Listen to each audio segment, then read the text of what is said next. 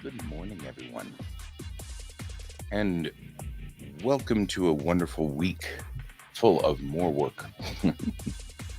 So, I'm going to be working at my station over there where I do the scanning and things like that. So, we're going to transfer over to that. Hopefully, your work for this morning is going to be fruitful and good. So, switching over to that set now.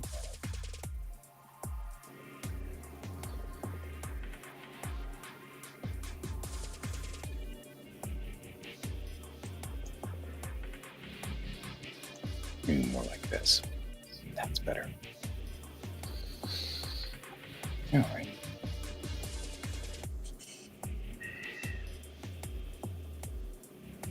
You should see me and hear me over here. Hopefully. If all is operating as it should. Oh, righty.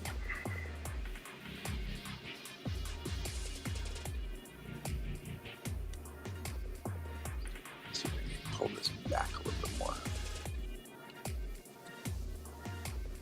Ooh, doesn't want to. Really doesn't want to do that. Okay. So we have a lot of things here that aren't really dealt with.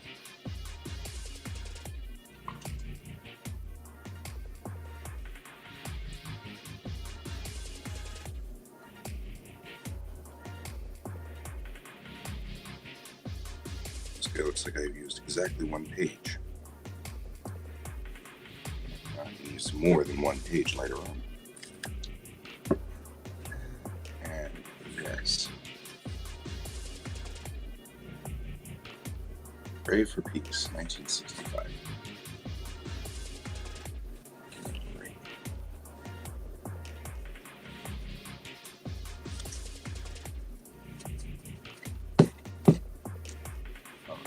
This is a previous version of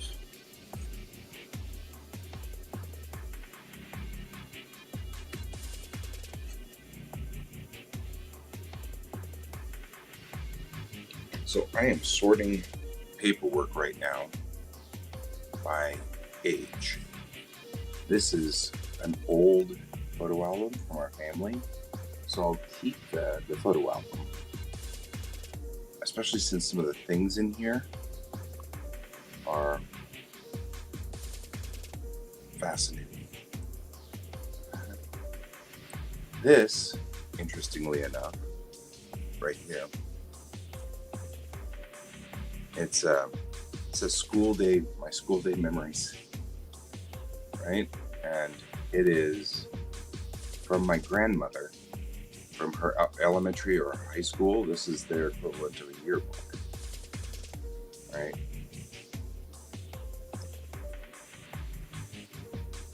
In a minute, I'm going to photograph that. But first, I'm trying to just get things organized here.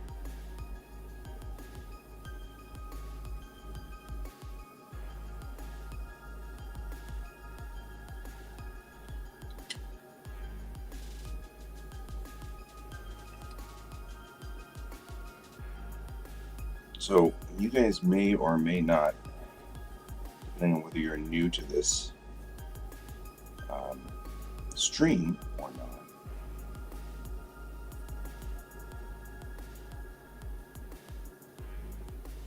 but what is happening here is that I am dealing with the paperwork for my family, which has many of 10% military savings plan starts on September 1st.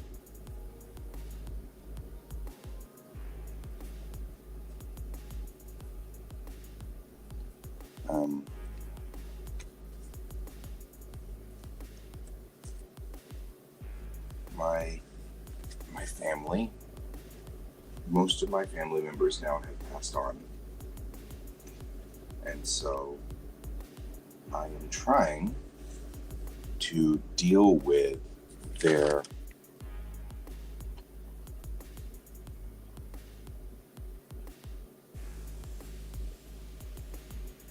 I'll read last.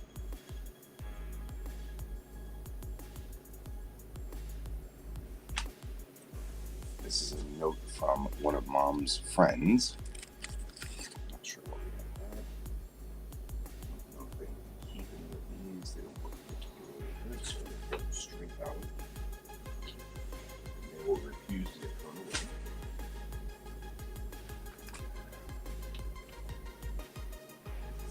On to my child.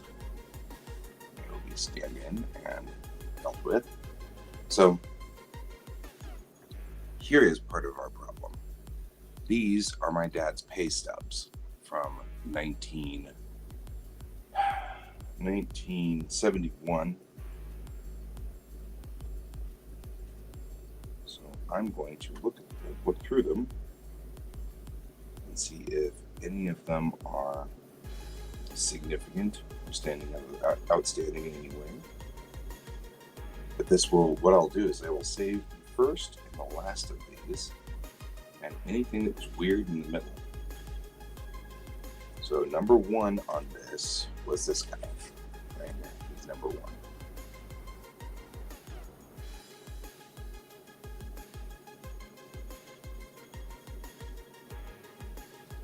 And there's all of his middle ones here. There's 6, so we're in June, July. I think this is funny. This paycheck came out exactly 1 year before my birth. Correct. That's why I'll keep that one, just because it's interesting. August, September, October.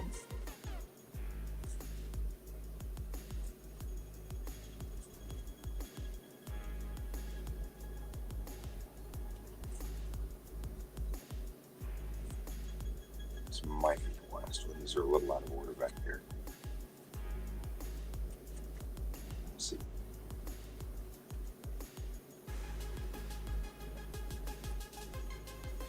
I'll make sure that all these are 11:59.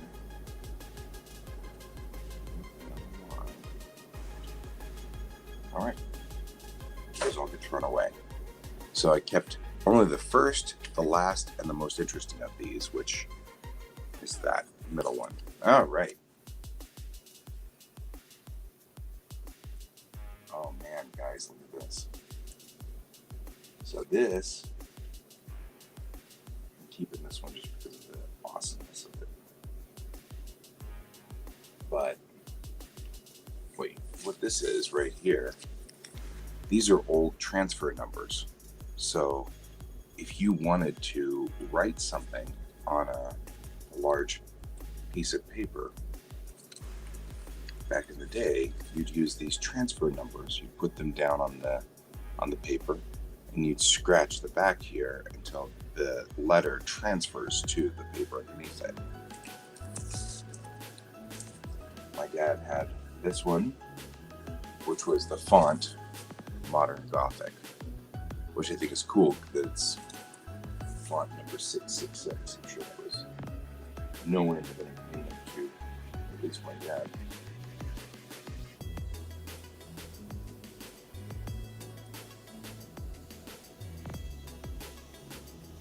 So for the purposes of just coolness, I'm keeping that. Yeah. I like this. It's a big X grid. I'm gonna go scan that in. So it's gonna join my scan pictures things. Some school classrooms here. Probably be useful somewhere along the line.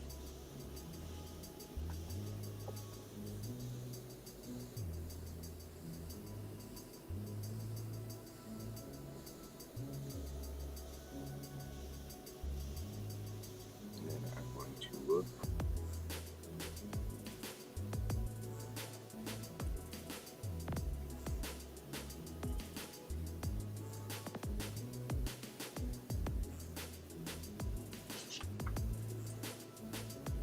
all of these things.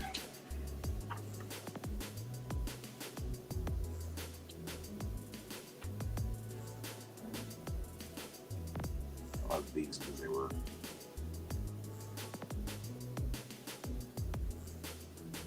this is probably a scan-in thing too, which is why these are all different. I have to go somewhere. All right, this is family tree. That's also family tree. These are all family tree as well. So they will all be done at the same time. I don't need to keep these. I just need to take pictures of them.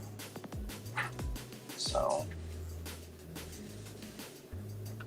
we've been keeping the family tree data for a long time, and I don't need to, frankly.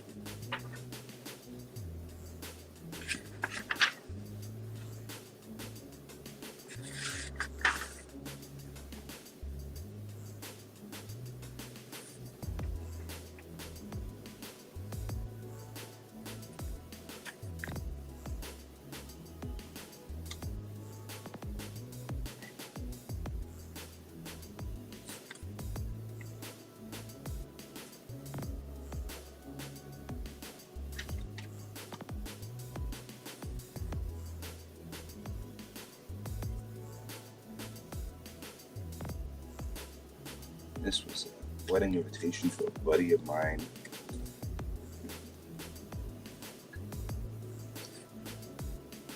This was always a thing that's kind of somewhat terrifying.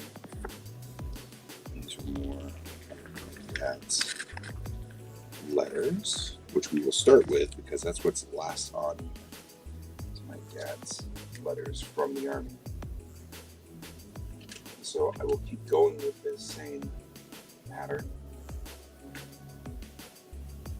so that these guys will all be together.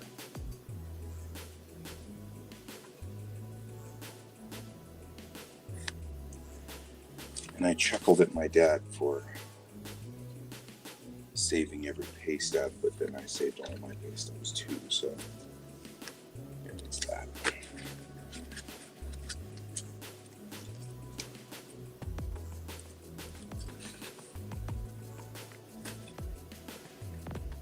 And much for the same reason.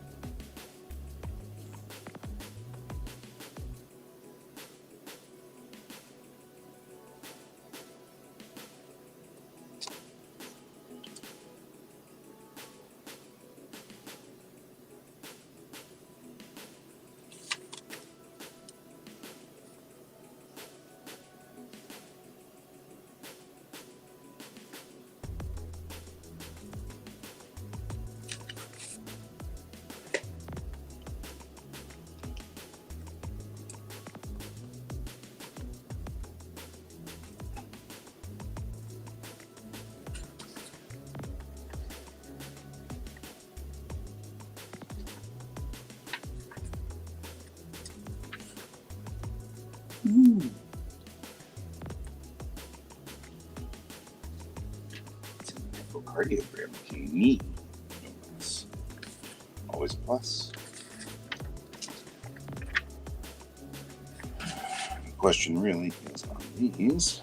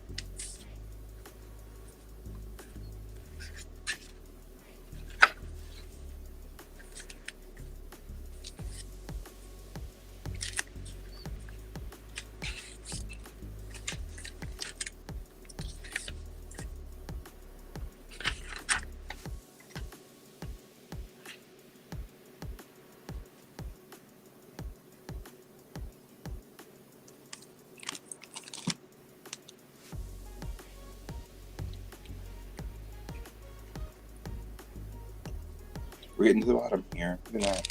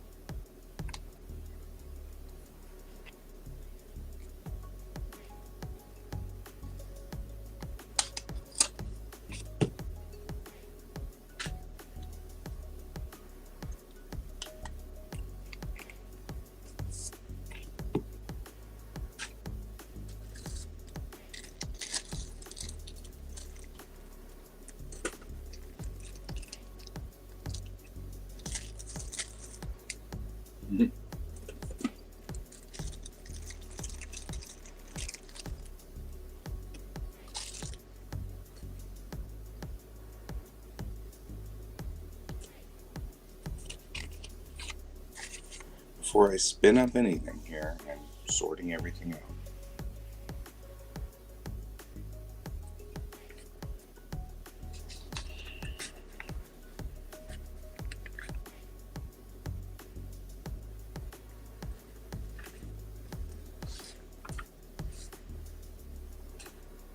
All right, down to these.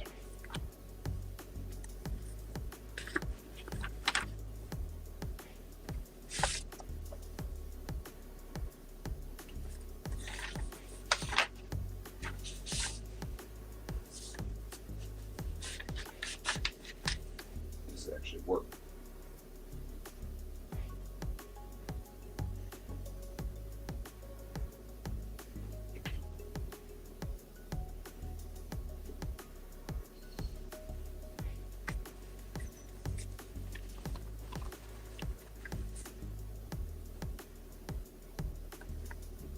All right, we've cleaned up the area now where photographs get taken. Now what I'm going to do is I have a bunch of things that need to be taken pictures of. Many things over here are significant pieces of our history or something like that. I'm not sure what we're keeping.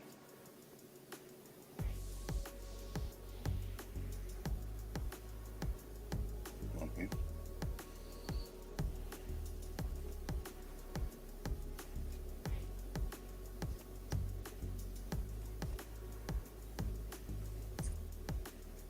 These are all fascinating. Hard to see right now because of the glare, but these are all permits for driving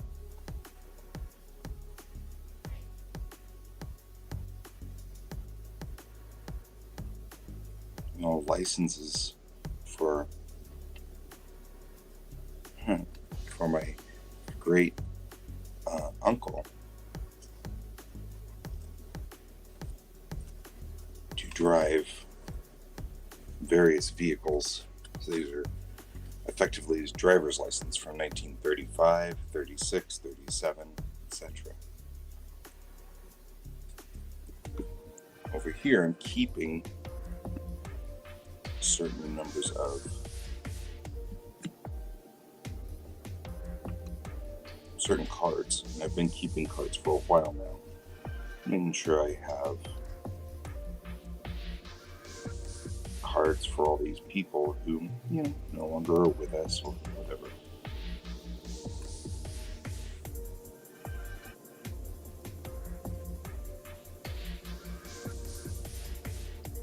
Each one of these cards speaks volumes about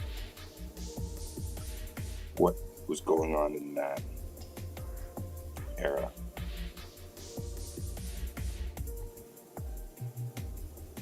What we were doing, things like that. So I'm keeping a lot of these, if nothing else, just for the cool factor of knowing what somebody was doing at that time, right? So I should sort these. Family. Time.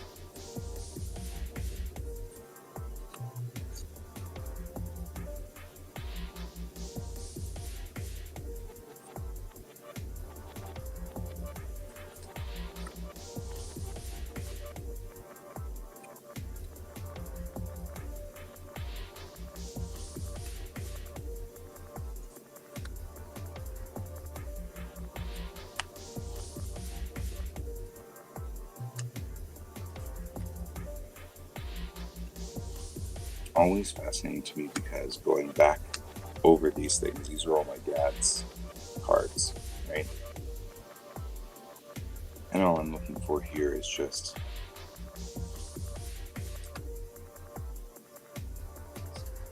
information.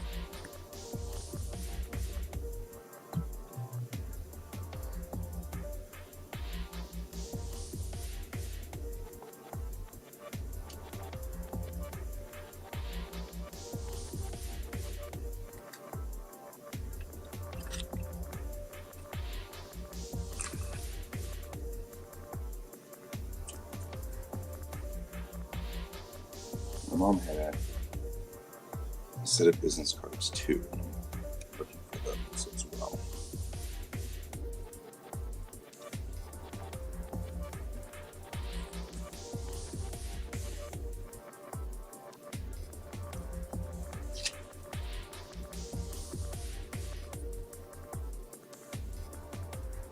So, sorting through that and that.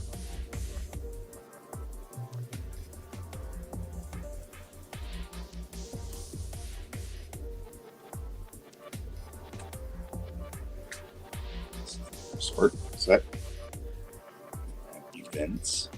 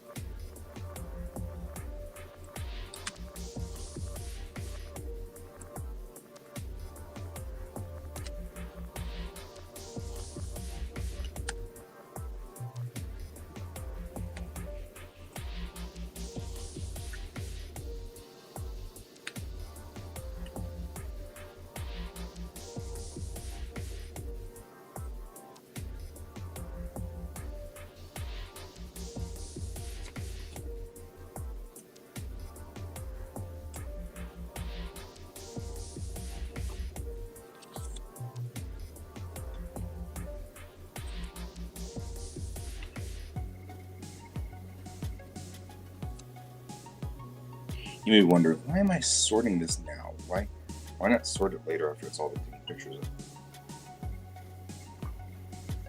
For the most part, that's my battle plan. I don't intend to continue doing this one for forever on this stack. But the more that I sort now, the less confusing it becomes later on. So now is better than later.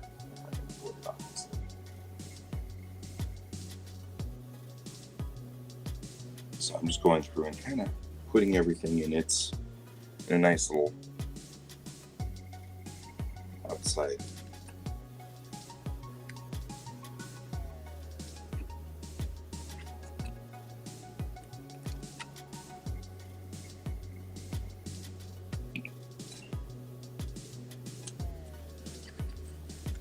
These are all like official documents and stuff. So right here.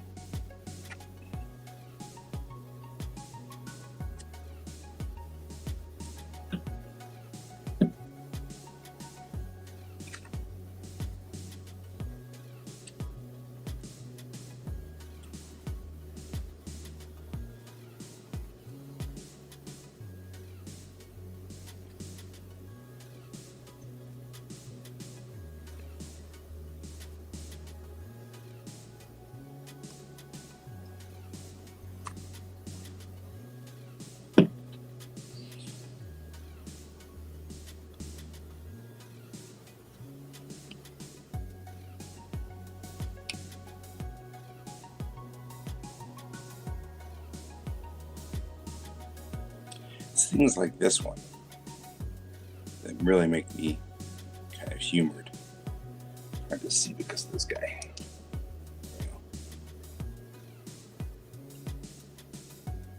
Mom worked for just a little bit with NBC, but she worked with NBC, so it's kind of cool. Right. Before we start here, let's swap batteries.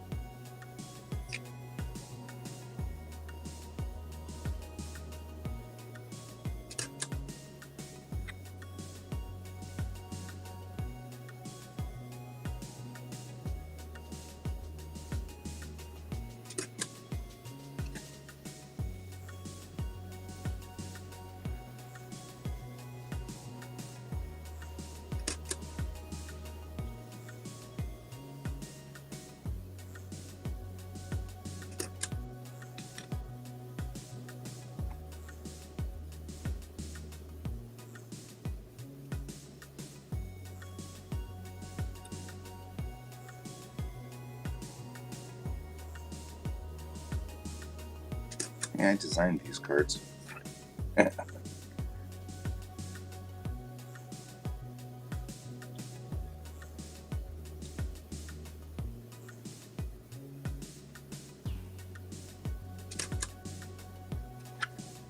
Right? George has decided that he can sit over there on the other side. That's fine.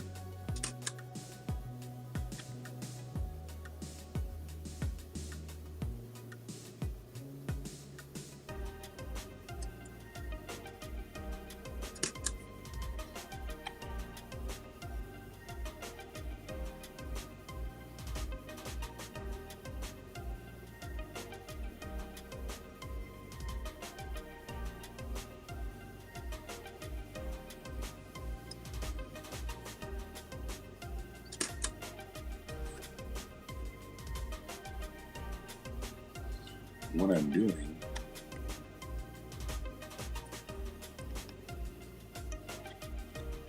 is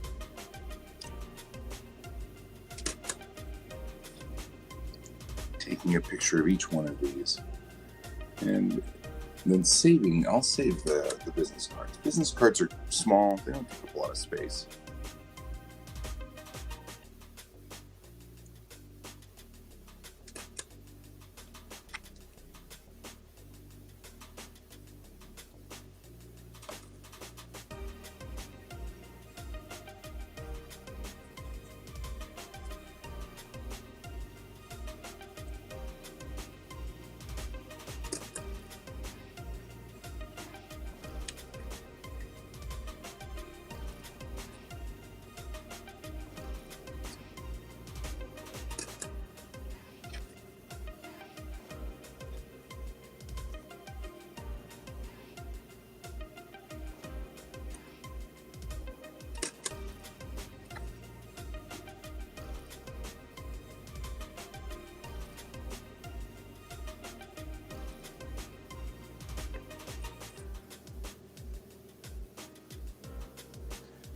This guy right here is a business card my dad had. I'm trying to figure out where to put it.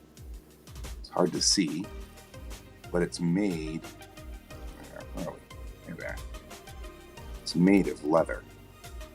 It's a business card made of leather. I think that's fascinating.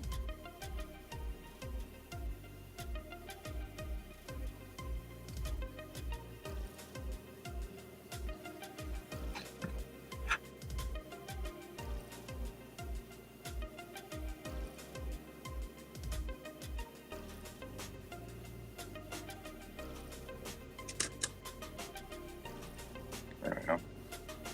I'm not keeping it, but I did want to. So my mom and dad's cards, I'll keep.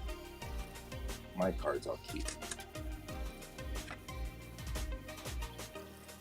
But the buddies of my dad,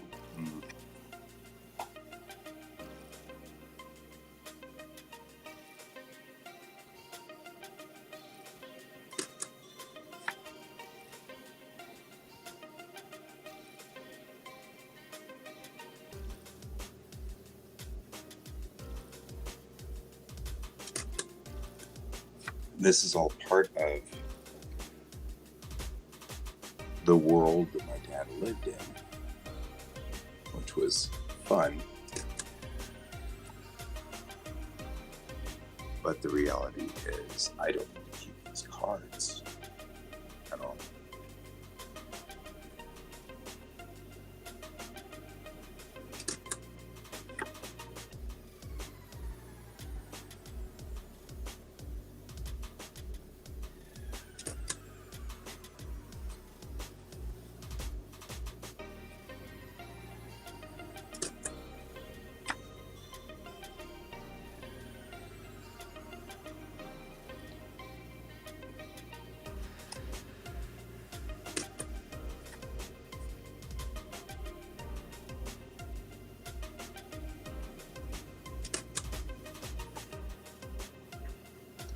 These are getting tossed away, but I'm going to photograph them first.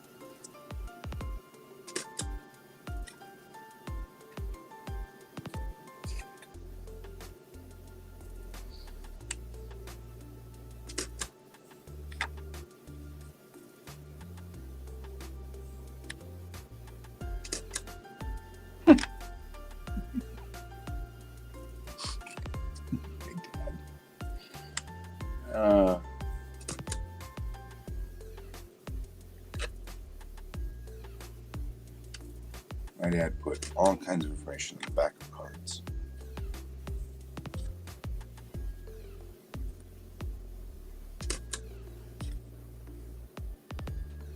My dad, just like me, went back to college at one point in time to learn acting, of all things. And it cracks me up to think back on that one. Only because Dad wasn't a bad actor. He actually was pretty good at it.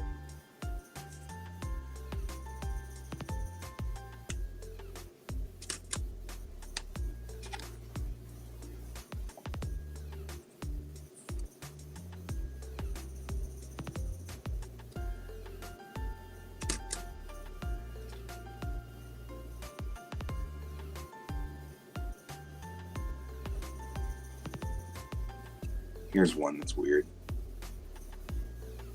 It's a business card from my grandfather. My grandfather's business card. But, and it's hard for me to show it to you guys. But what's hard to see is the phone number. Look at that phone number. Right? Pleasant 64724.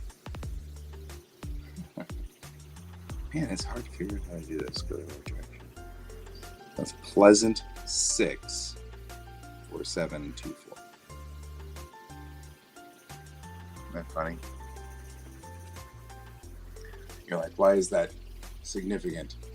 That was the number of my grandfather and grandmother back in the days before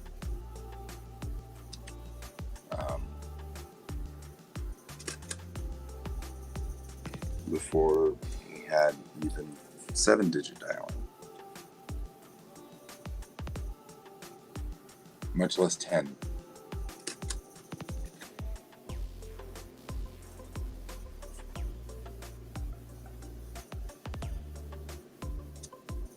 My artwork is actually really love Steampunk Uncle Sam as far as piece goes.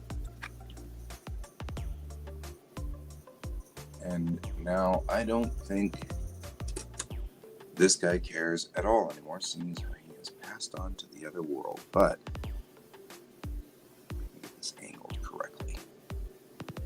If you can see this here, this is what we call Steampunk Uncle Sam.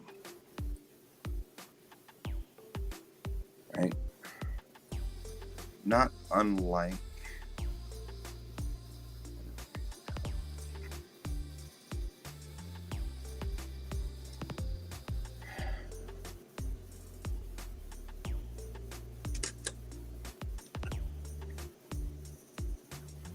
I loved this game show.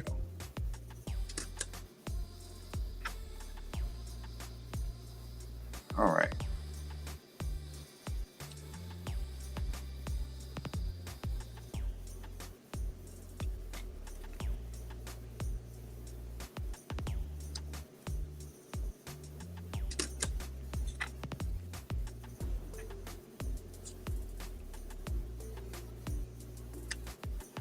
I tend to keep pay stubs, or not stubs, but stubs for movies and things like that.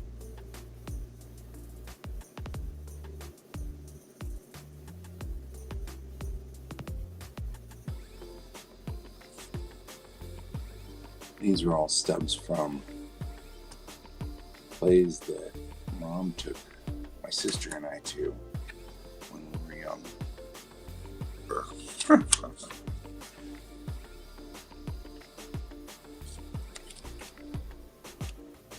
Some of these, it's kind of cool. Here's me going and seeing Totoro dub in 2012. This is the child ticket. So this is the one that my kiddo went. And my kiddo didn't find anything wrong with Totoro. And I sat there and thought for sure Totoro would freak him out, but not the way that these things work. So it was all good. I think this actually belongs to my father. I think this is Mission Impossible. Not 100% sure, but it was from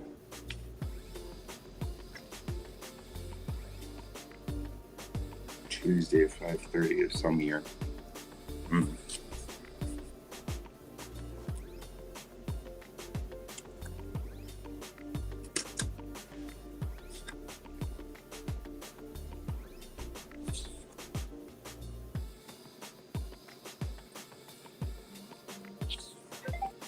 Pretty good.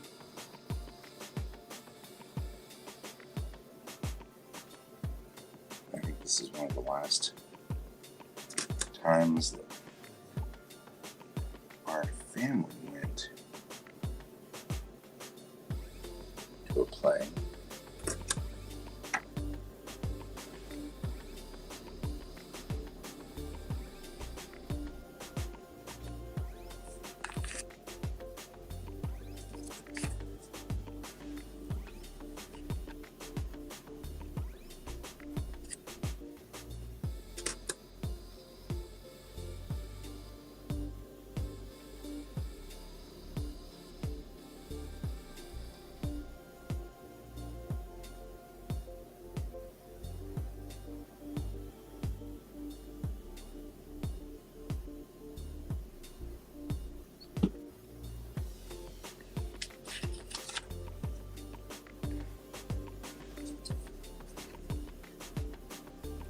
And this was my mom's affirmation after we lost, or after she could no longer live at the house that we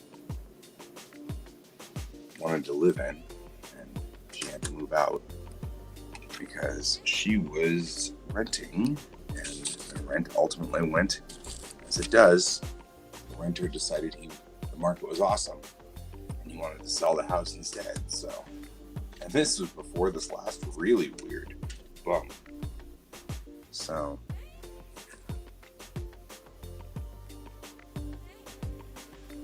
this is a while back. And my mom kept this picture of Quasar Parker a very, very long time. And for a while, we thought we were directly related to Quasar Parker, and of course, have long since then discovered that no, we don't. We're not even remotely related. The most relation I have to the natives, apparently, are my buddies that I hang out with. That's the closest we get. Anything beyond that is pure conjecture. But my buddies are close to me. I love my buddies, so there's that. That's just fun.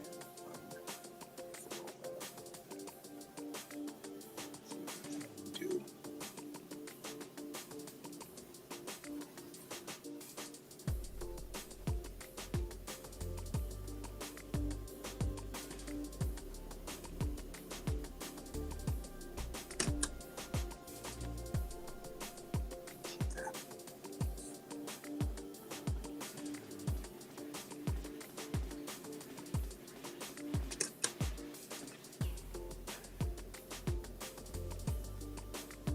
Grandfather's occupation license,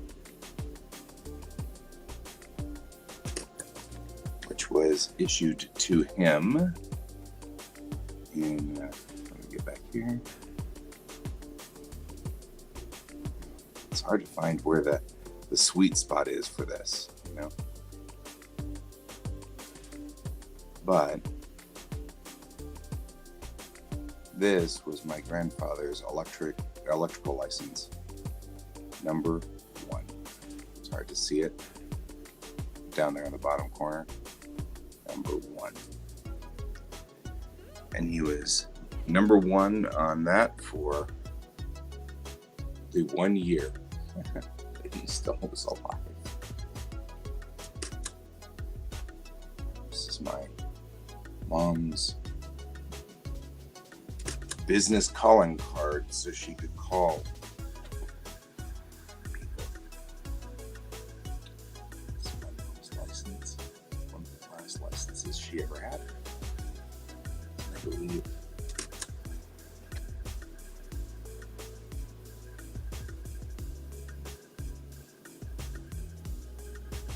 No, it expired in 1995, so this was not one of my mom's last licenses. But I'm glad to have it. My mom didn't have a whole lot of pictures she had taken of her. So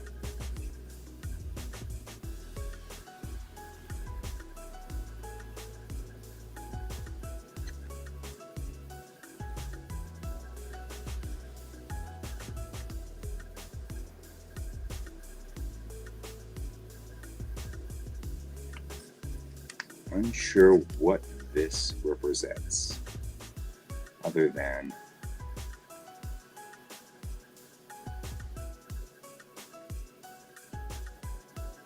not sure whether this will work or not. But I found a piece of plexi, which might be good for this very job. So we're going to take a quick break while I clean this.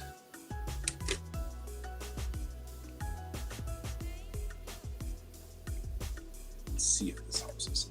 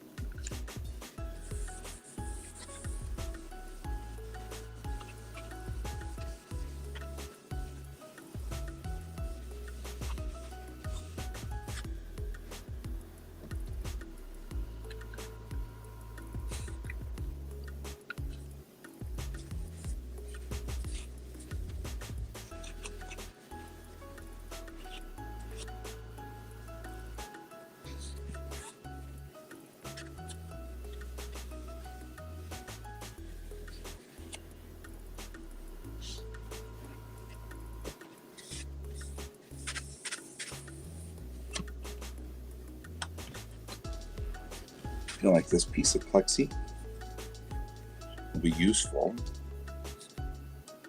if we get to a point where I have to see through something or press something down. Like in the case of this piece right here, plexi is slightly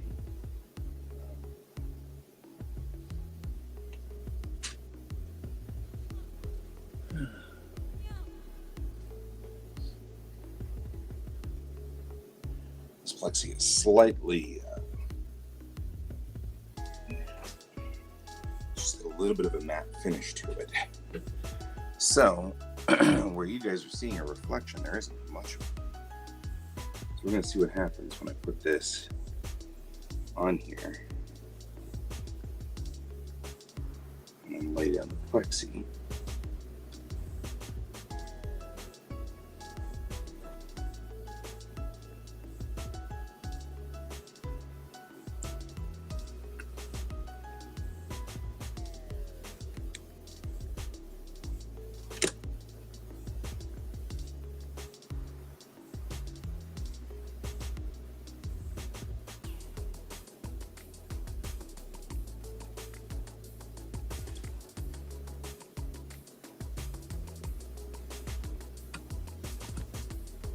Actually is not bad at all.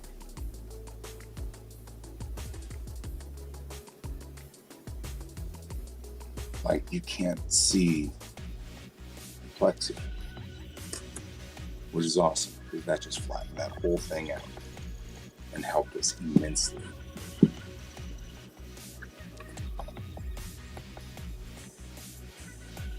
Because I don't know what this is or why we're keeping it. All we needed was that.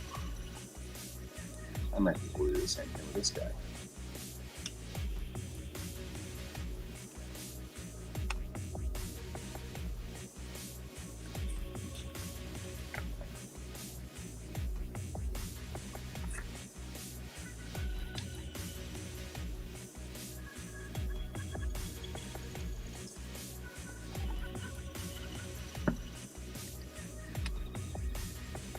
Yeah, that makes it really neat and clear, doesn't it?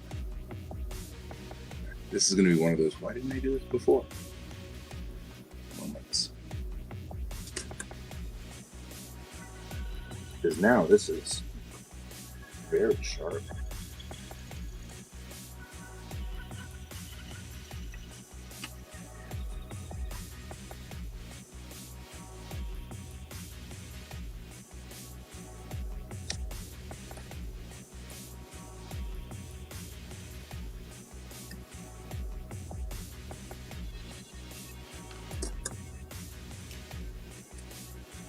Yeah, it's not seeing the plexi at all. That's kind of cool.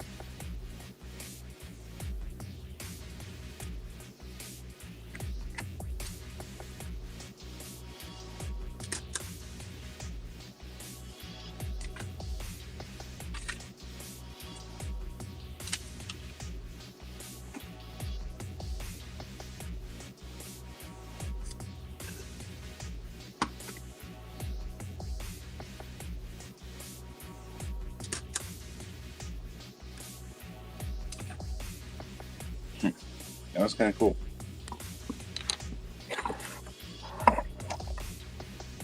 Okay. Actually, maybe do this for this guy too. Of which I have a Bazooka Joe bubblegum wrapper right here.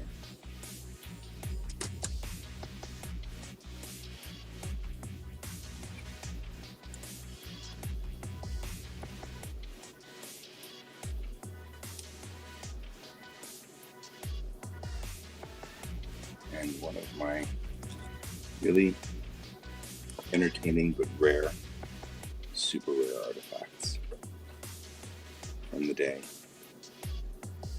There's once a location called Coco's. And in an odd twist of fate, one of the receipts from it survived to this day. This is a place called Coco's, and it once was a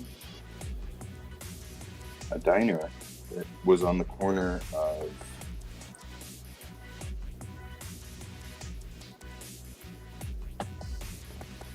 right, keep these go with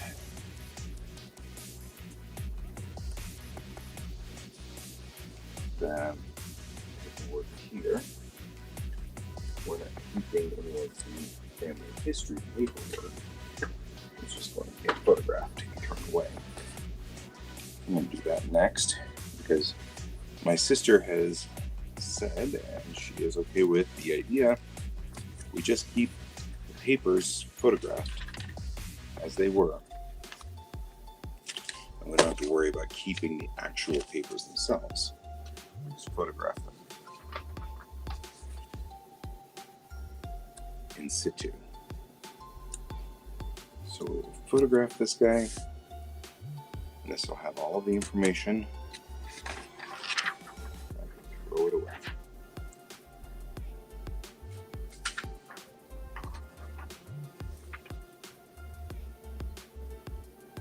We track all of our genealogy online now. And the only thing that we need to keep of this is a visual picture of it, just in case some piece of information didn't get captured.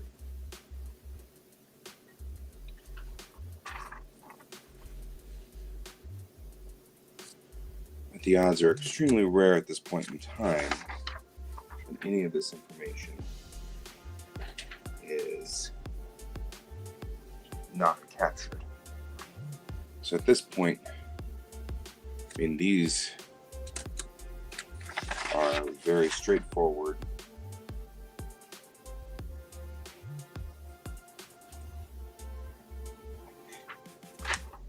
I can already say that looking at these charts, I'm like, I know my mom put in a ton of hours on these charts. Good morning, Ray. How are you this lovely morning? Except that it's probably evening for you. Good evening, Ray. How are you this evening?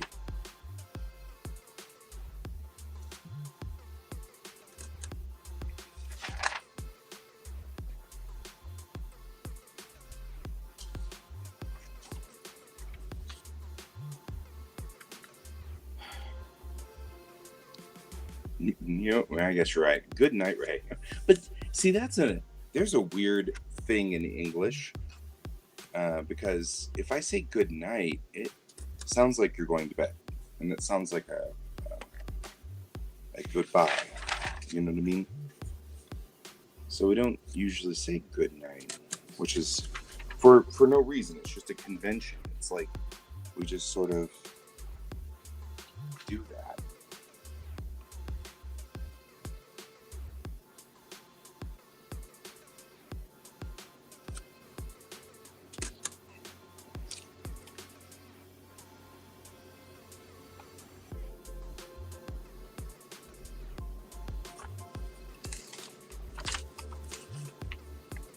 Your day is just starting, huh?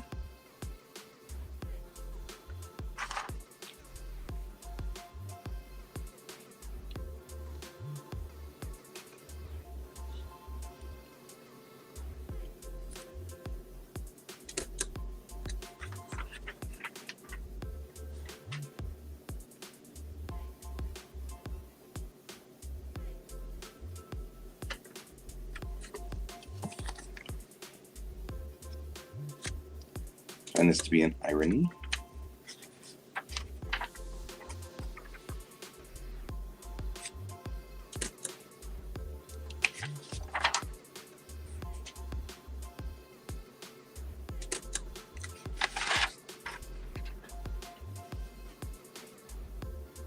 Do you work complicated shifts?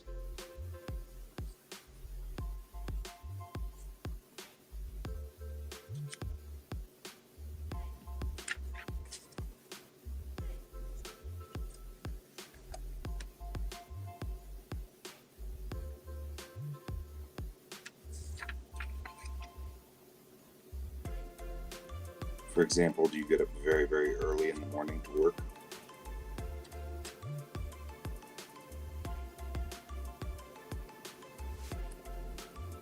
Oh, today is a holiday.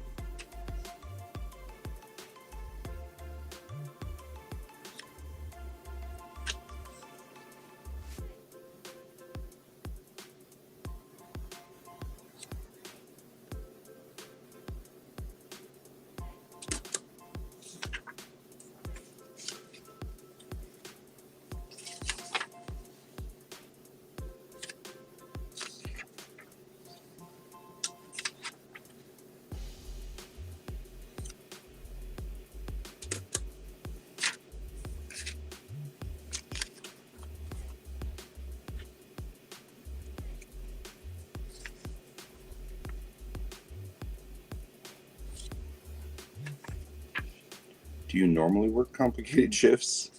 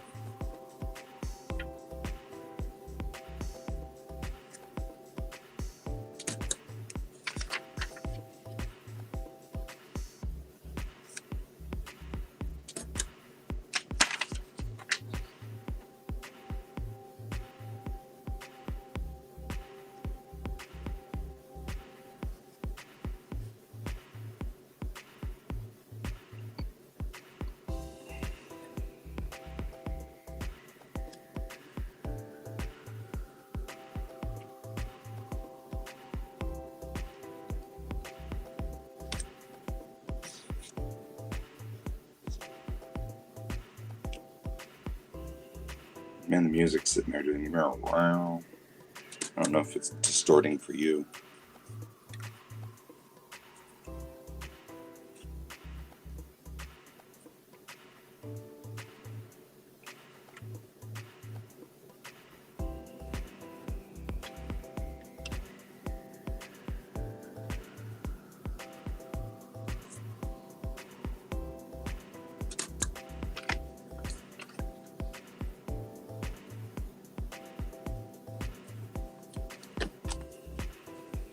Dearest Grace and Steve. Oh, yes, I understand that.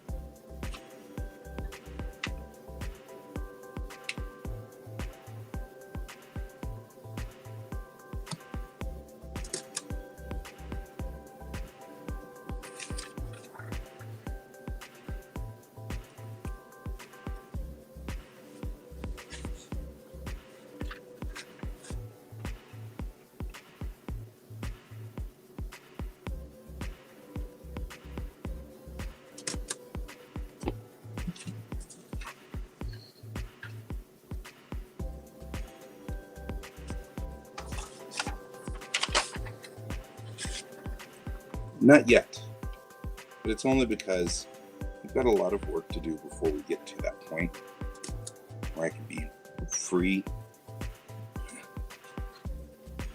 So at the moment, we may have to move out of this house, and if we do, I have all these family pictures that I don't want to take with me. They're not family pictures, they're family history, I guess, because like this is a letter from one of my mom or from my grandmother's friend to my grandmother in 1940 something. So yeah, so it's a lot. So I don't need to keep the physical letter, but many members of my family may want to read it at some point. So what I'm doing is I'm taking a picture of it, and that way I don't have to worry. So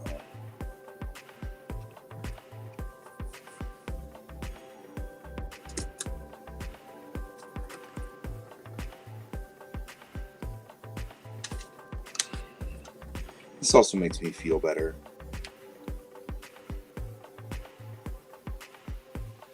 Like some of these are letters from my mother's friends to mom. And yep, these can outlive us.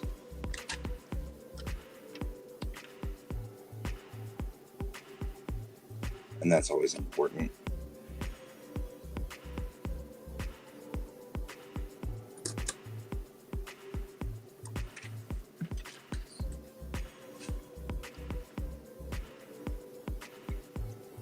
it speaks a lot to the history of people, right? I mean, none of this is really important to everybody, but some of it's important to some people.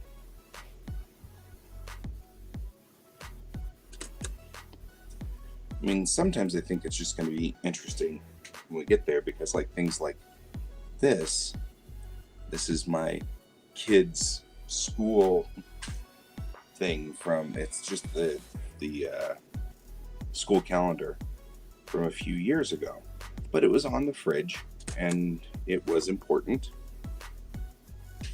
And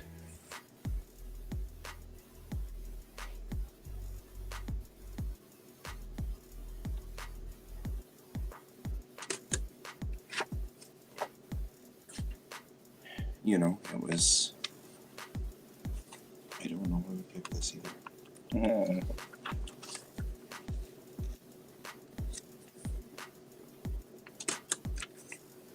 So, anyway.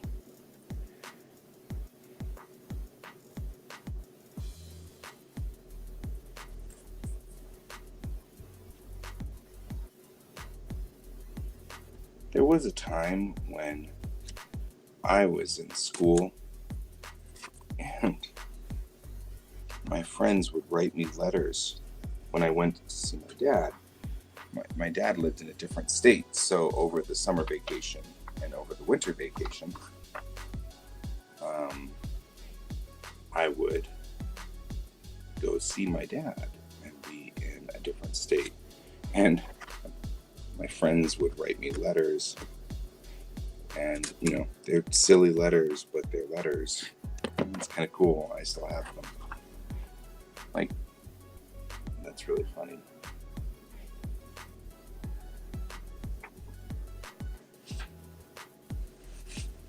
And I'm throwing it away, but I'm keeping it here, you know. Don't need to keep it otherwise, but keeping it here. And that's cool. Let's do something else. Put that there. So,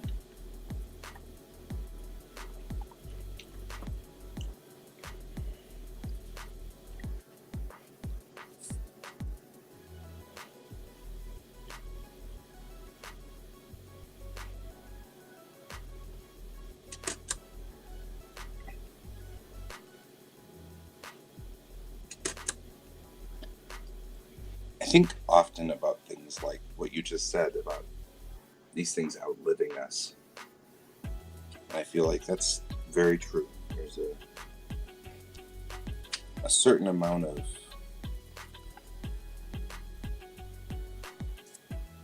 it's important that these things outlive us.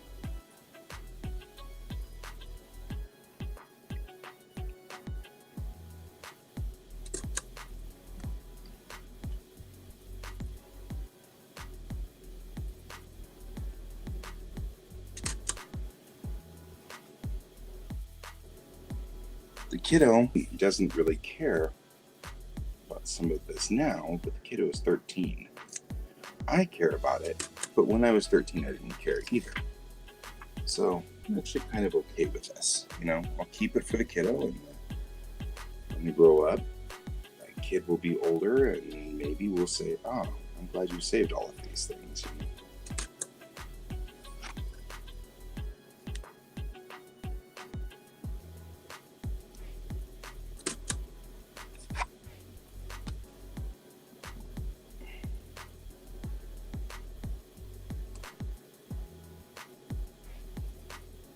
Maybe.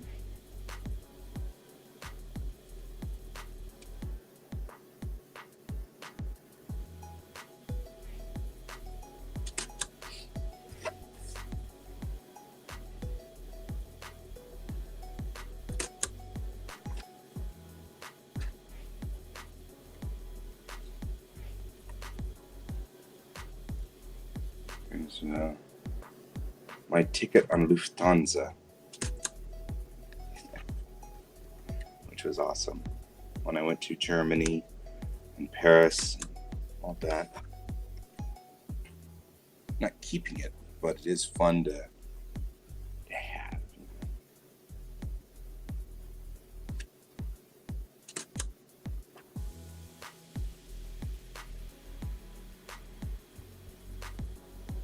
All right. Now let's do this.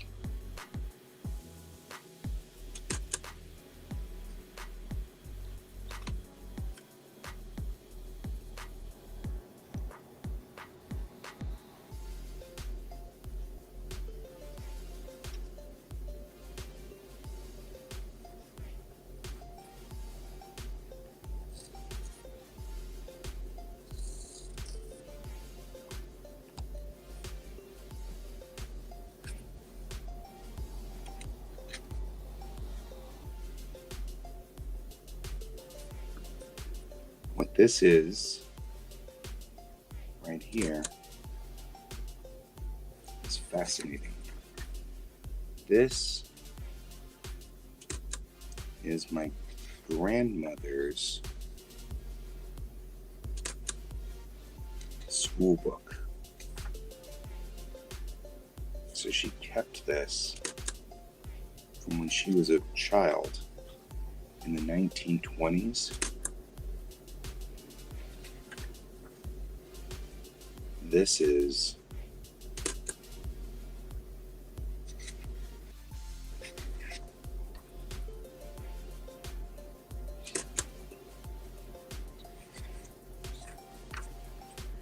very much the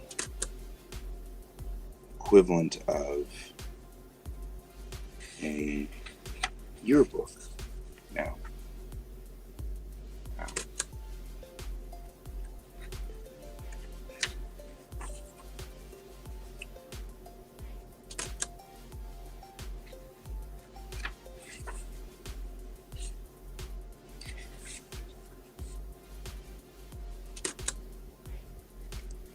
But my grandmother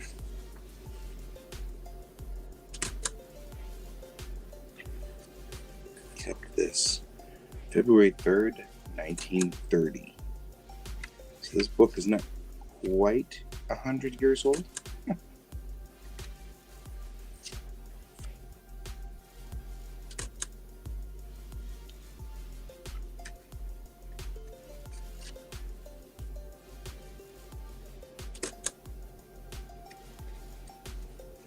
Yeah, I actually inherited my grandfather's tools this last time I was down there to visit.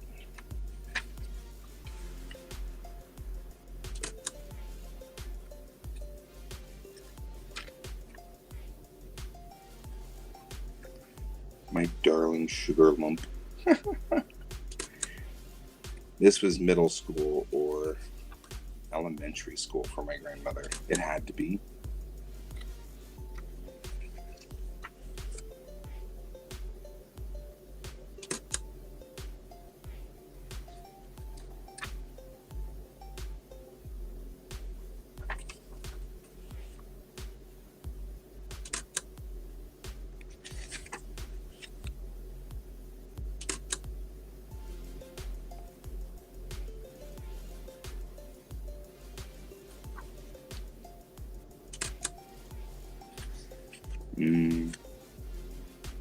I understand that one too.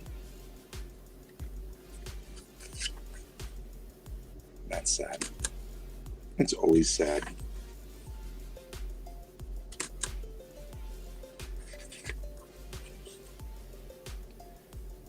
It's interesting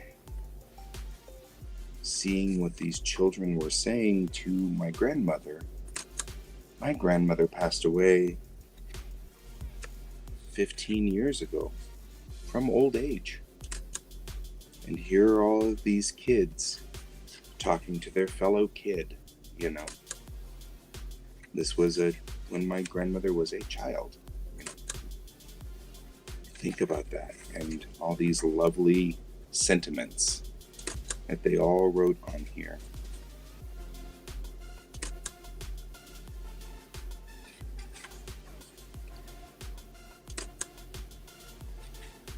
April 3rd, 1931. So we're moving on So this must have been all of her school. Yeah, because here's June 9th, 1933. In June of 1933. I like it says June space 1933. Like this person forgot what day it was. I don't know what day it is. Some things never change, right? Some things never change.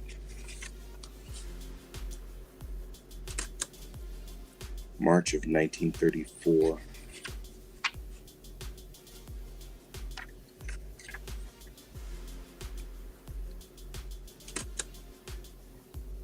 It's just really fascinating to me.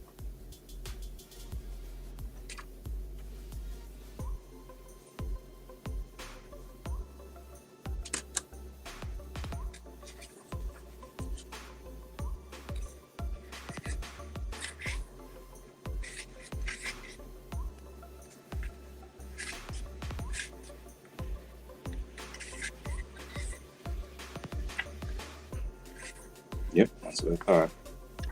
Kids are kids all over the world.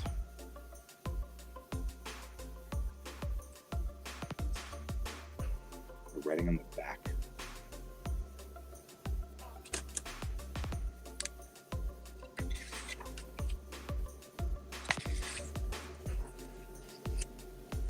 Man, probably a good thing I didn't find this while she was still alive.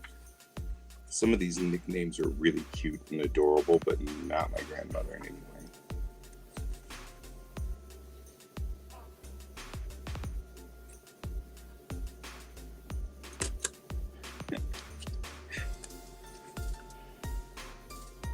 Remember the robin, remember the dove, remember the day you and blank fell in love. It says, just marry me. That's so cute. I'm gonna use this to hold it down.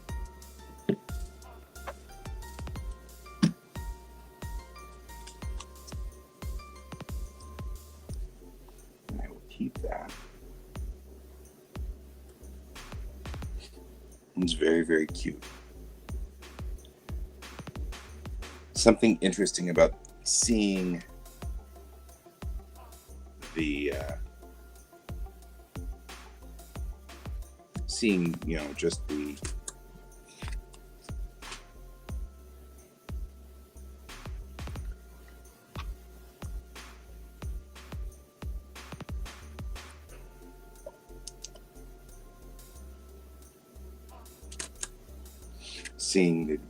my grandmother's sort of world.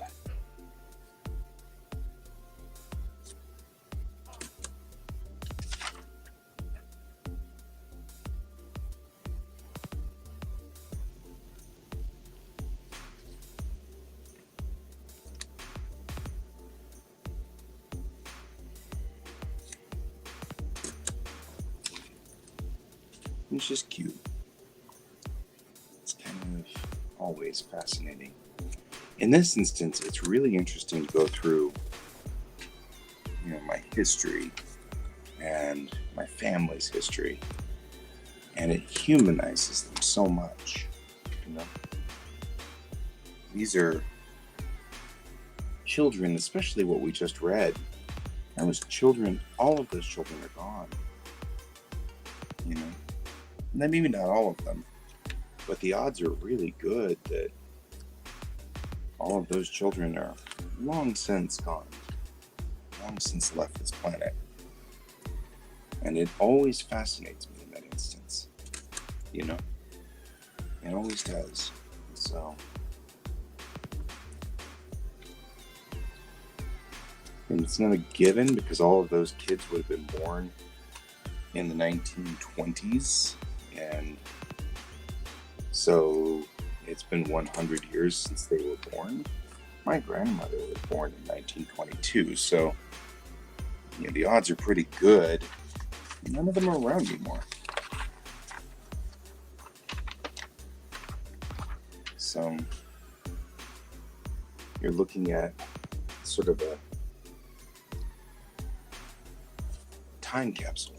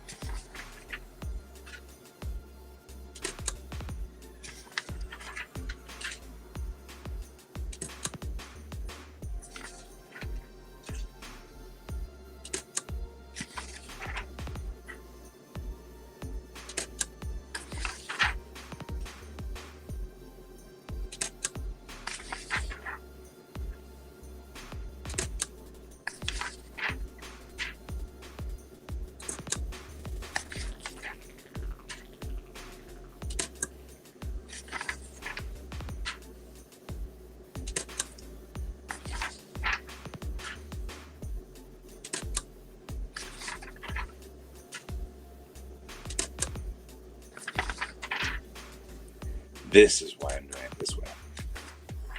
I just need to be able to read this data later on down the road. This is actually an old version of my comic book layout before this newest iteration. And I know that at some point,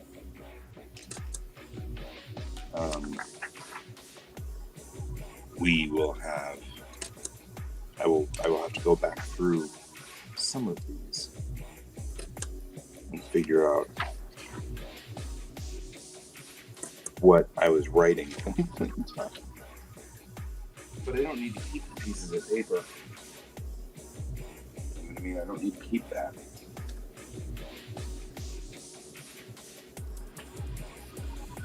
I like how I was going to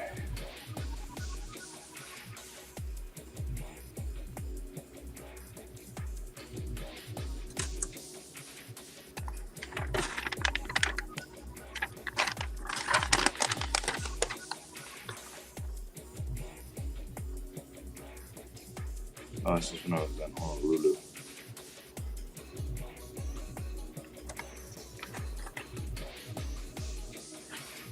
Or in Honolulu. You're in Honolulu, but on Hawaii. Yet another one of those weird affectations of English.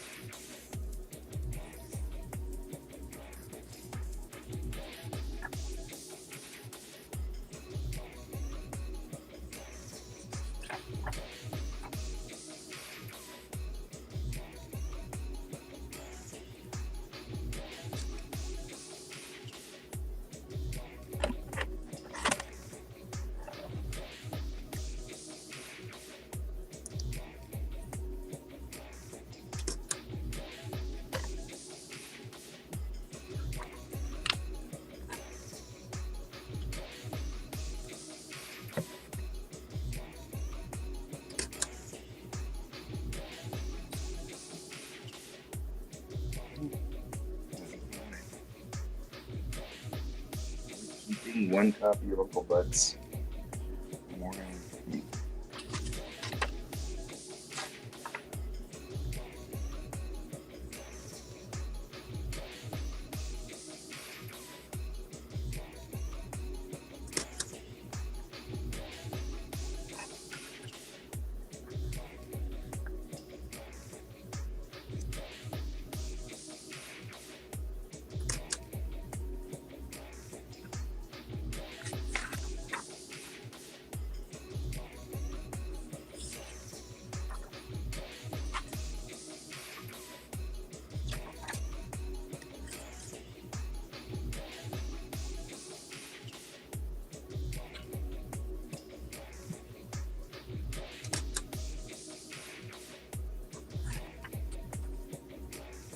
My grandfather died.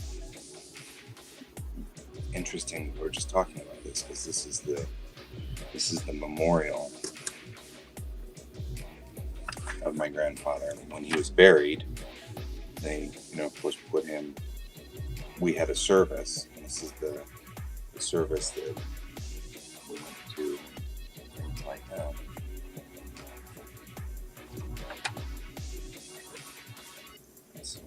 sad aspects of our family right here. This is Marshall and Louise,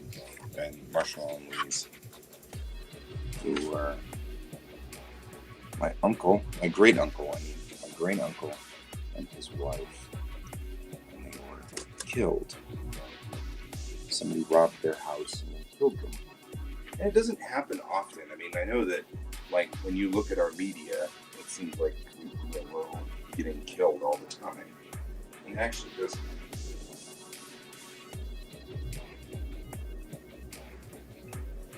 Of all of the members of my family, and I have quite a few of them that we're recording here, of all of those members of my family, not very many of them have been killed. Most of us have lived for many years, of course. The majority of us live to old age still, which is another one of those things that's always interesting to me when people pay a lot of attention to the media and they miss some of the larger pieces of things. Like, it's not that dangerous here. But boy, my kids, when I was teaching in Japan, they thought that we were shooting at each other all the time. That's just all we did. We just shot at each other all the time. And I was like, it's not how it happens here? Okay. The media, you watch TV, you see movies. In the movies, it sure does seem like we are always perpetually shooting at one another, you know? We're not, of course. Everything here is pretty normal. Very boring. Well, not boring, I guess.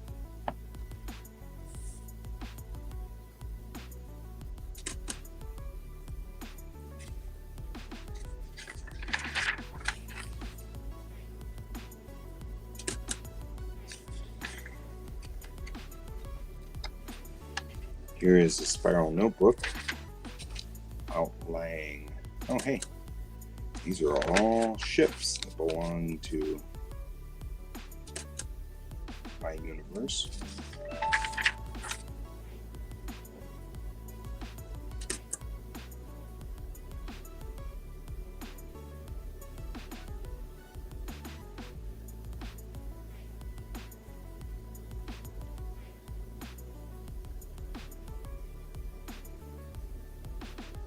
All right.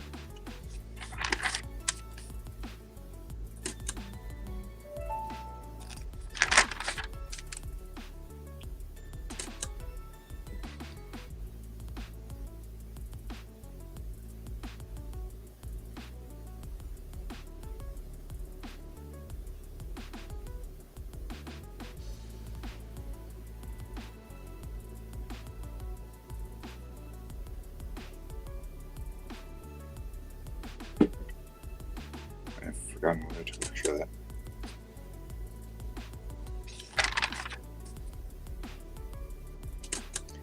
I know one thing that's going to have to happen here. We're going to have to buy new batteries for this camera because we've been hot charging these batteries a lot. And hot charging means when you take one battery and you pull it out, and you put another battery in, and then you swap them a lot.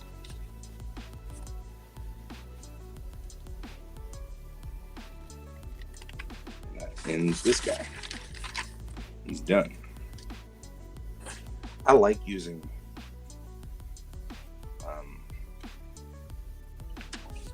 these guys. Saga. I do like the art of Saga. Not sure what that's about, but okay.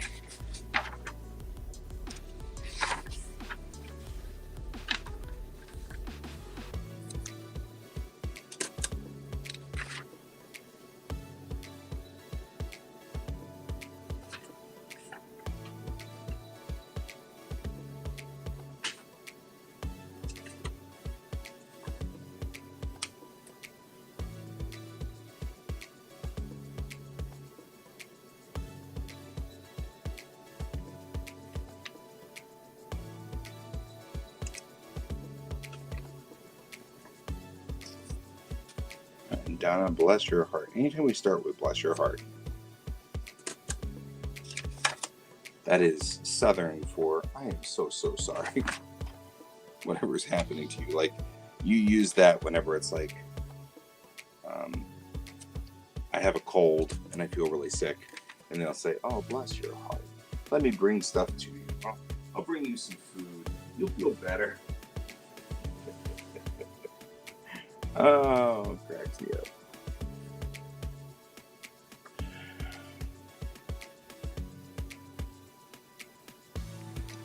One of my characters, Pryla Winters, Pyria.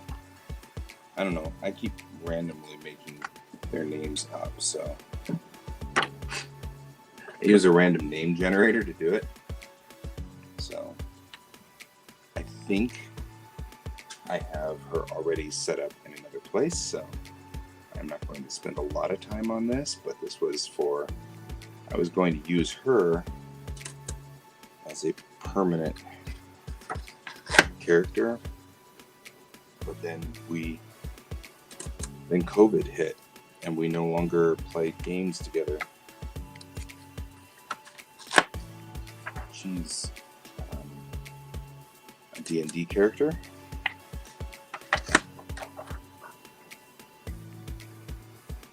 And this was her character jacket.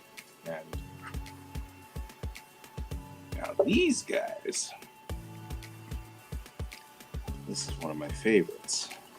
Always will be. I will keep. So I make, during the game now, what I do is I make standees.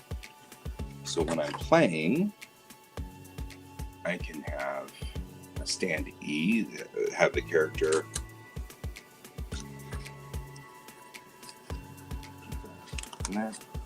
so these are what I call, these are Quasar standees. So when I play role-playing games, I put these on the table. That way, people can remember, because I don't often play male characters, I often play female characters.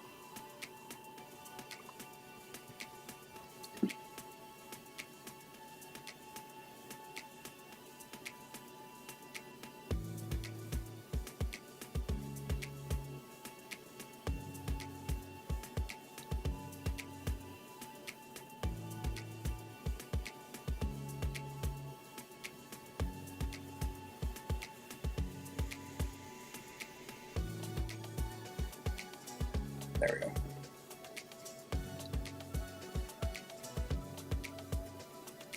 So like I said, hot swapping my battery. This is one of my favorite games that has ever existed, and they've never made a game as good as this game, in my opinion. This is a game called Halley Project. Halley Project was a game for the Apple II. So we're talking about the 80s era of PCs. And it was simple. You were on a spaceship, and your spaceship had different missions. And the first mission was to travel to Halley's Comet, because it was made in 1985, this game was. And Halley's Comet made a pass on Earth in 1986. So the idea was you were supposed to travel to Halley's Comet and then travel back. These are the rules for it. And I love this. I love that I still have this. I'm going to not keep the actual pages, but I will keep the rules that are as they're written in here, because these are really, really cool. This is the actual rules that and you printed them out. So this is not a this is not an artifact. I think I printed this out recently even. And by recently, in the last 10 years. But it's having the rules to Halley Project is always so amazing to me. Halley Project was my favorite so much.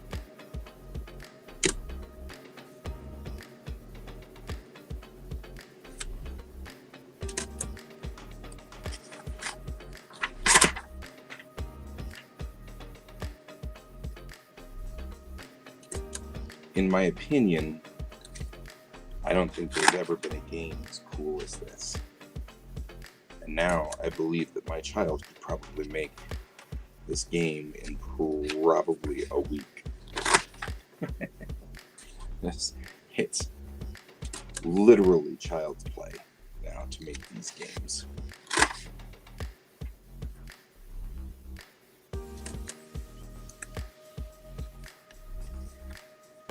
But the game was so fascinating because you would start your spaceship out on Earth. Then you would have to aim your spaceship toward another object in the solar system. And you had to use the constellations to find them. So you couldn't just you had to go look for, you saw on the map that Jupiter, let's say, was in the constellation of Cassiopeia. And then you would have to jump to Cassiopeia, or you turn the ship until the constellation Cassiopeia was in front of you. And then you hit the acceleration button. And then when you went into light speed, the screen would flicker, so you couldn't read the constellations anymore. So you had to see how far out the Jupiter was, let's say. And then you had to watch when you went to light speed, it counted up how much distance you had, accumulated. And so you had to jump and then come out of it at the exact right spot. And sometimes you were pretty close, sometimes you weren't. Sometimes you made a really big mistake. It became something that you very much regretted your life choices on.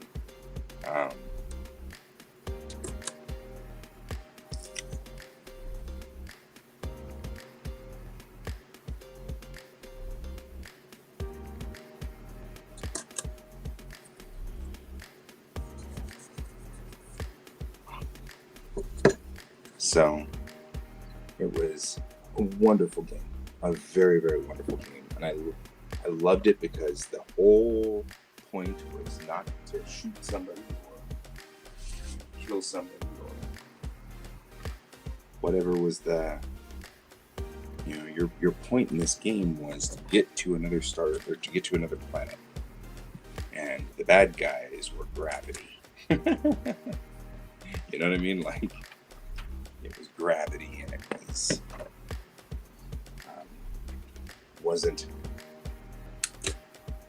wasn't some, you didn't have the evil bad guys, which in 1986 was always Russia. It was always Russia. And that got so boring and so old and just miserable.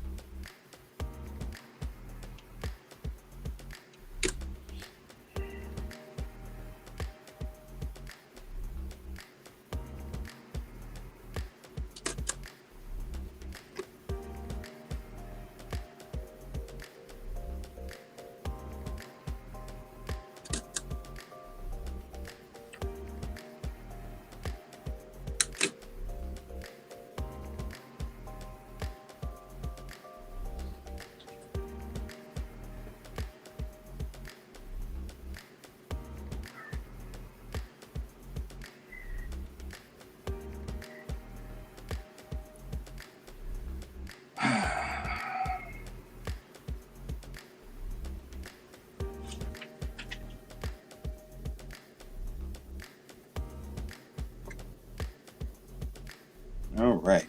I think we have cleared. We still don't have a green light on the other battery. Man, like they call 52 times to remind you that you have a doctor's appointment. And though I appreciate it as someone who tends to forget that I have doctor's appointments, it's still kind of like, wow, guys, relax.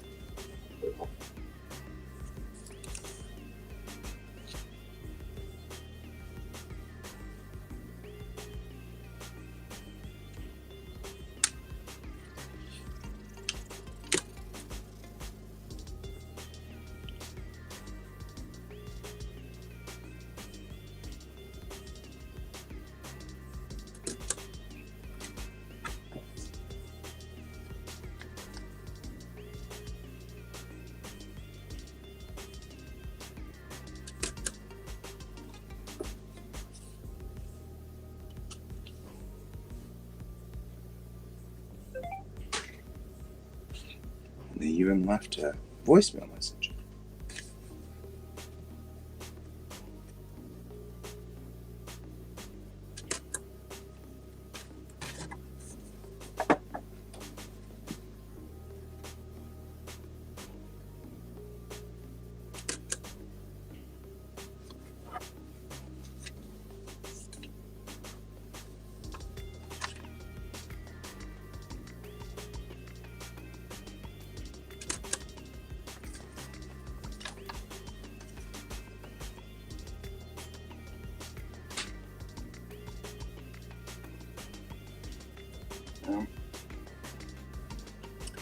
I'm loath to start the next set on a battery that's almost dead, so we'll swap the batteries. Okay.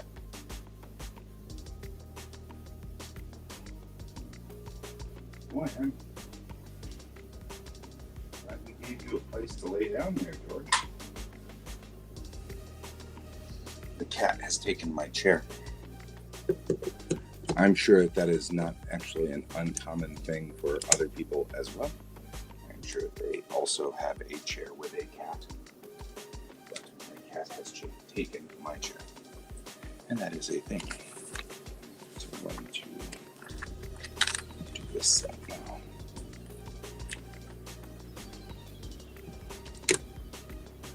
It was mostly charged.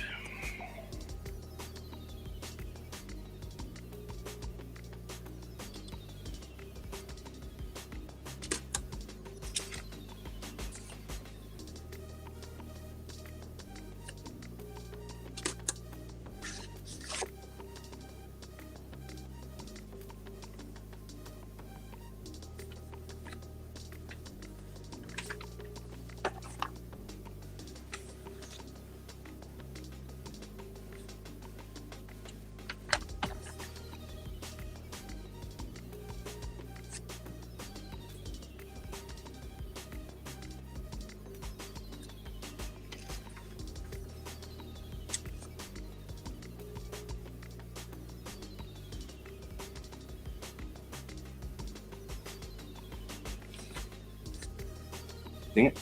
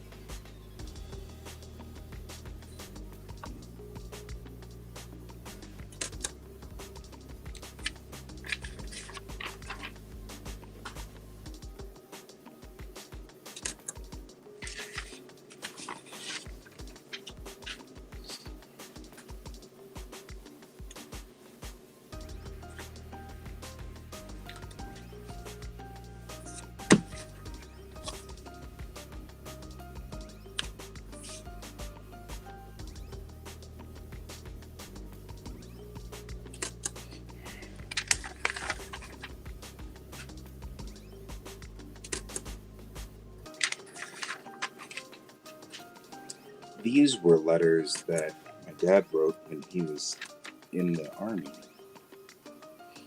And he was stationed in Turkey.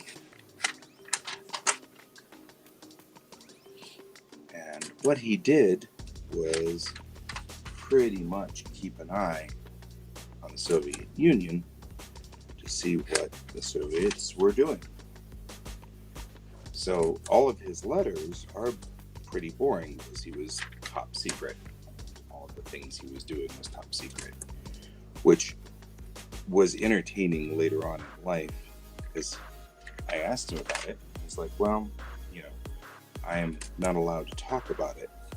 And then I was like, okay. And he said, well, but that's, silly because all of the equipment that I was using back then, your phone is much more advanced than anything I was using. So it is silly of us to keep these locks, but it is against the law for me to tell anybody.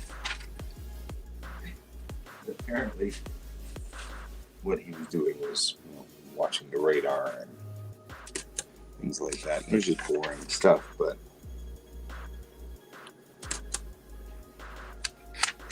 he was part of the American-Soviet Cold War games that were being played during that time.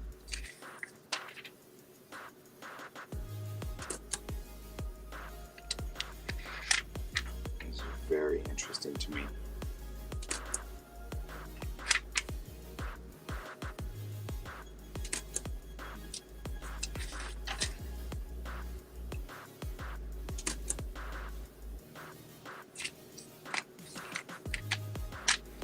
I'm also fascinated by how the world changes and shifts and moves. I mean, obviously, I spent an awful lot of time in Japan, a place where not long ago the Americans dropped a very large nuclear bomb. The people there didn't seem to harbor ill will towards me. It seemed even more interesting that my grandfather, who did not in fact serve overseas during World War II, was more bothered than anybody I ever met there. Nobody there was as bothered.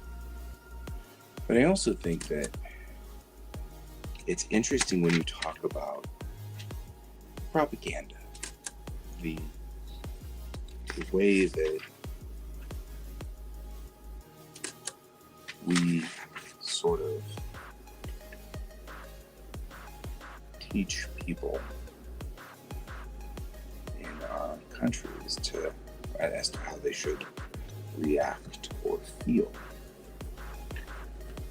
Me personally, I have come to the conclusion a long time ago that the people aren't necessarily a problem in a war. It is always the government that is the problem. The people tend to want to just go back to work and do their jobs. Nobody wants to get into a war. Even when we talk about the situation that's heading out, any situation that heads out today, even the conflicts in Ukraine and Afghanistan, and all of those various locations, it's still pretty much the same problem. It's like nobody really wanted to get into that fight. The governments wanted to get into the fight. And especially since anybody who wants to get into a fight, as soon as the fighting starts, they realize that it is not glorious. It is very ugly. And they tend to want to get out of the fight at that point if they're committed. So you may end up with a certain number of people who are bloodthirsty and really interested in the idea of the fight, but they tend to decide it's not a good idea at some point. These are the things that really interest me. Why people do what they do. What part of our culture does that? You missed all kinds of stuff. Now I'm talking about my dad's letters. My dad was in Turkey during the Cold War. And these are all letters that he wrote home. And all of them are pretty mundane because what he was doing was top secret, of course. So he couldn't talk about it. And I'm humored by the fact that, all of his letters are pretty. I mean, we went shopping today and I did this thing and I did that. You know what I mean? It wasn't very complicated. It's pretty boring. This cracks me up.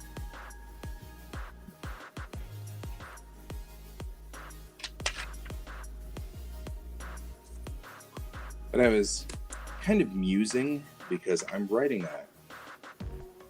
a comic which is very much a war story of some sort, and not in the traditional sense. It's obviously it's science fiction, and it's really a space opera, but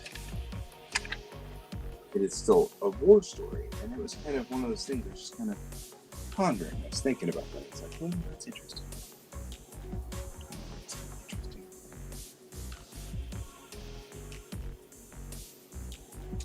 And I was just thinking about, in general,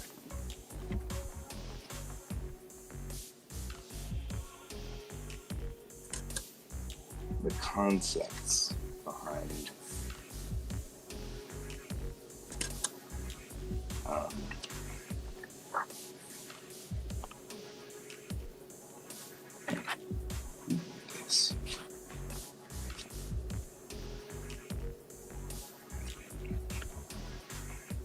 I was thinking just about,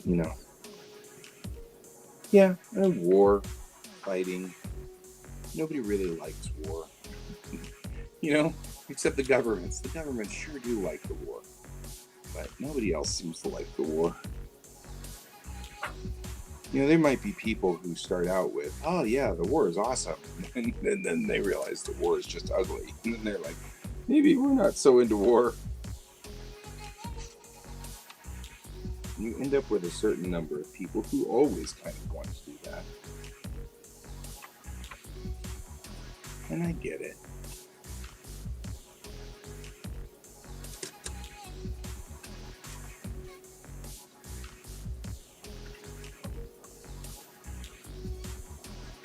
But I think what's interesting is we don't usually hear stories about the people who are caught up in the war.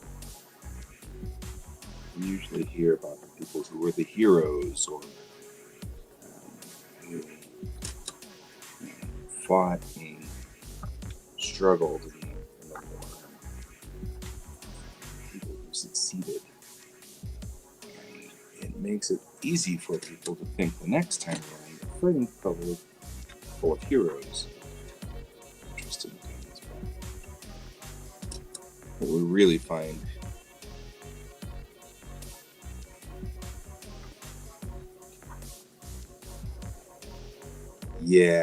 sometimes definitely it's like bullying. I often believe that countries behave like big people, you know?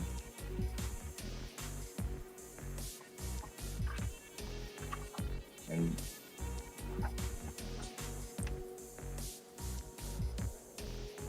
what I mean by that is it feels like to me, often, it feels like the way that countries behave is like a child. And I'm not talking about like, or a person.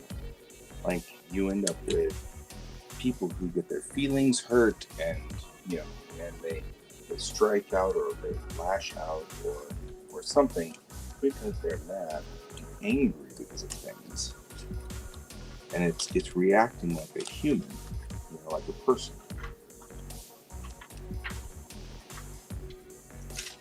And how those people react, how that country reacts, depends a lot on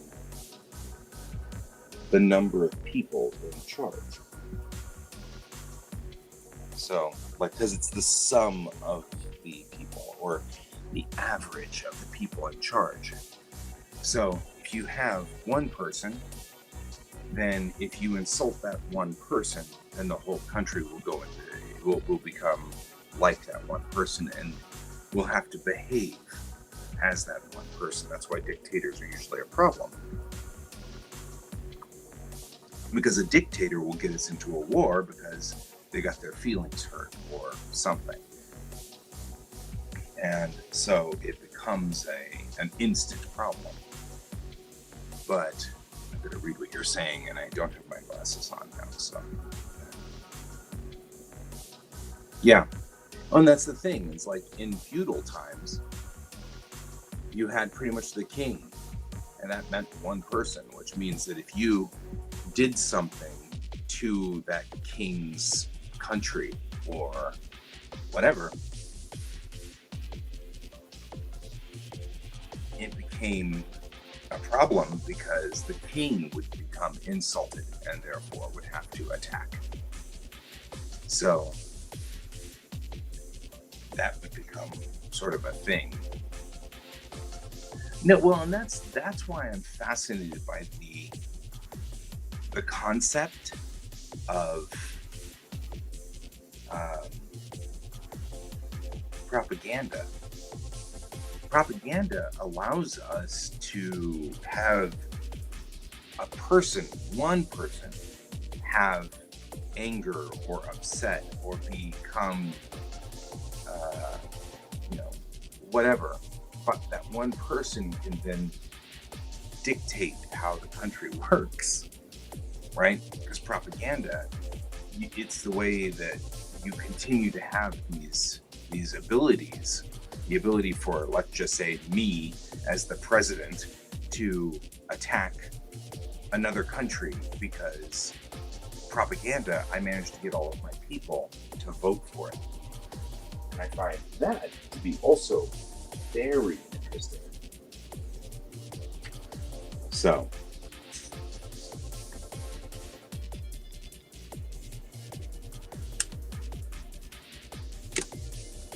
it's still, I have the one-to-one person theory going on here, right? Like, we are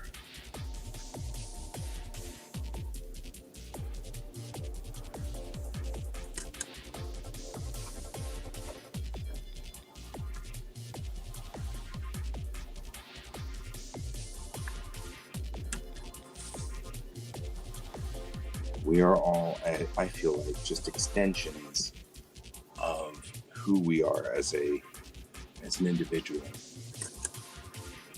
And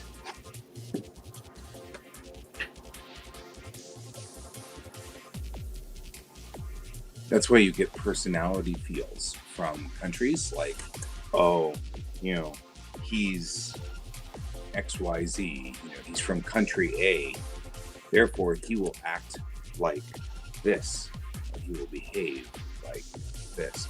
And some of it is true. I mean, when you deal with people who are from certain countries, they do act a certain way. But I mean, it's interesting because, like, for example, Americans are known around the world to be really disrespectful to the the, the area that they come to. So, like, for example, they're known to be, bad with trash and maintaining things and trying to keep clean and things like that. They disrespect area. But of course, it's not true of all of us. I love leaving as little hint that I was there as possible. You know what I mean? Like I want it to be very, because I want to experience this place and not be part of the story. I don't want to be part of the story of this place. I want to know the story of this place. So I don't want to disrupt it. And so it's interesting because, of course, if you were to assume that I was a normal American, then you would assume I was going to make a mess of wherever you were. And it's not a non-earned thing. I mean, Americans do that. I mean, go places and they are completely and totally unaware of the damage that they do, and they're rude and things like that. And I understand. I completely understand it. Makes total sense. I'm not blaming them. So, all right, moving back to the other side. So, see you in a second. Let me go ahead and close this one out.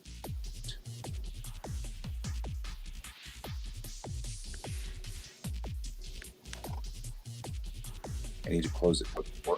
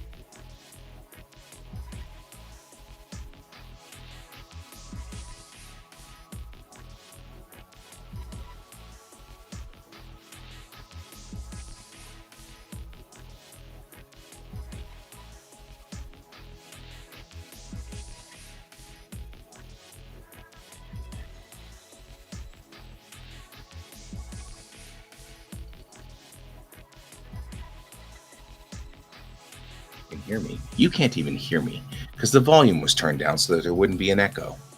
Now I'm over here. You can hear me over here. Turn the volume back up on my speakers too. There we go. So now you can hear me. Now I'm talking. All right. I'm out of here. I'm heading out of here. I'm going to go walk around a lake, apparently, because that's what I'm going to, walk around a park anyway. Got to get the exercise in. Thanks for joining me, Ray. Thanks for being here and being part of my show this morning, keeping me company while I was digitizing all of those things. I will talk to you all later. Have a wonderful, wonderful day. And remember, keep your eyes on the stars. Bye-bye.